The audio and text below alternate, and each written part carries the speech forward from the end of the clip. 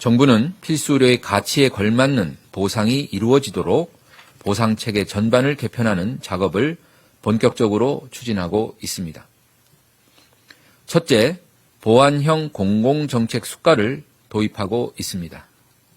보완형 공공정책 수가는 의료행위의 난이도, 위험도, 시급성, 의료진의 숙련도, 대기 시간과 같은 진료 이외의 소요 시간과 지역 격차 등 행위별 수가로는 보상이 어려운 영역을 추가로 보상하는 새로운 수가 모델입니다. 최근 정부는 수요 급감에 따른 분만과 소아 인프라 붕괴를 막고자 분만과 소아 분야의 보완형 공공정책 수가를 우선 도입하고 있습니다. 올해 1월부터 시행 중인 분만 정책 수가는 행위별 수가에서 고려되지 못한 지역과 안전 두 가지 분야에 각 55만 원씩 추가 보상하고 있습니다.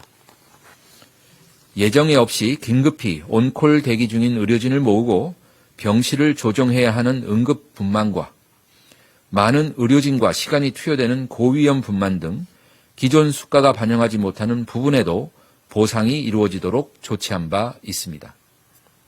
그 결과 80만 원 정도였던 분만 수가는 256만 원으로 3배 이상 인상되어 분만 인프라 유지에 기여하고 있습니다.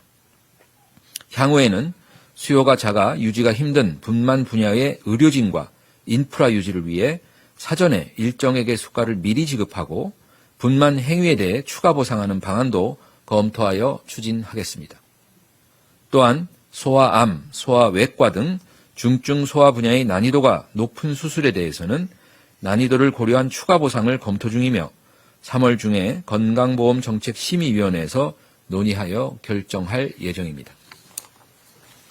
또한 올해 3월부터는 지역 병원의 신생아 중환자실에 전담 전문의가 충분히 충원될 수 있도록 신생아 집중치료 지역센터의 전문의 지역 수가 신설을 추진하고 있습니다.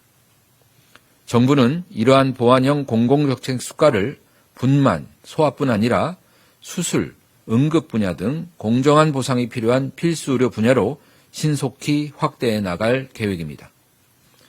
의료 현장에서 오랫동안 불공정 보상으로 지적된 수술, 응급진료 과정에서 발생하는 대기 시간에 대해 추가 보상하는 방안을 마련하고 있습니다.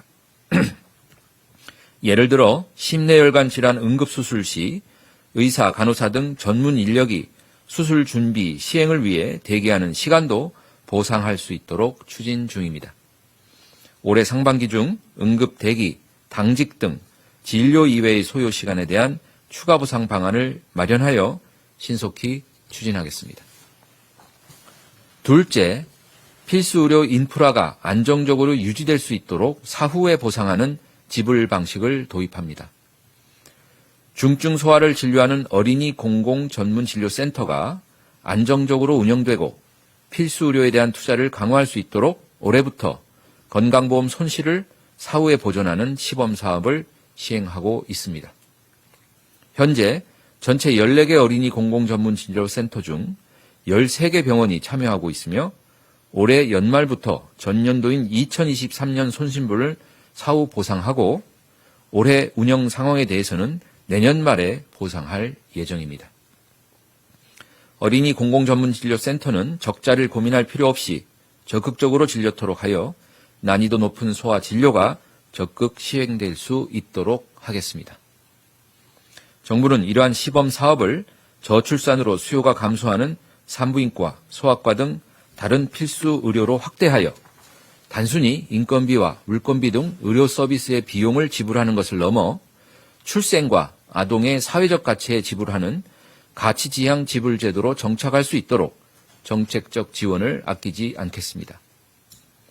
셋째, 필수 의료 분야의 부족한 의료 자원의 현실을 극복하고 환자의 건강 회복이라는 의료의 목표에 효과적으로 대응할 수 있도록 의료인적 자원과 의료기관의 네트워크 구축을 수가로 지원하고 그 협력 성과에 대해 추가 보상하는 방안을 추진하겠습니다. 지난 2월 26일부터 실시하고 있는 중증, 응급, 심내혈관 진료협력 네트워크 사업에는 총 65개 기관과 1,317명의 전문의가 참여하고 있으며 진료협력 성과에 따라 연말에 권역 심내혈관 진료센터는 최대 4억 5천만 원, 참여병원은 최대 2억 6천만 원, 인적 네트워크는 최대 2억 7,400만 원의 추가적인 인센티브를 지급합니다. 소아진료에 대해서도 소아진료 지역협력체계 구축 시범 사업을 상반기 내에 시작할 계획으로 네트워크 구축과 협력진료에 대한 보상과 추가적인 수가 신설 등 인센티브를 강구하고 있습니다. 올해 하반기부터는 권역 거점병원을 중심으로 지역 내 필수의료 네트워크를 구성하고 지역 주민에게 제때 질 좋은 의료를 제공하는 지역의료 혁신 시범 사업을 시행할 예정으로 권역별로 3년간 최대 500억 원 규모의 지원이 이루어집니다. 넷째, 행위량보다는 최종적인 건강 결과나 통합적인 건강관리 등에 대해 보상하는 성과와 가치 기반의 대안적이고 혁신적인 지불제도를 적극적으로 도입하기 위해 건강보험 재정 내에 별도 계정을 두고 총 요양급여 비용의 2% 수준인 약 2조 원을 투입합니다.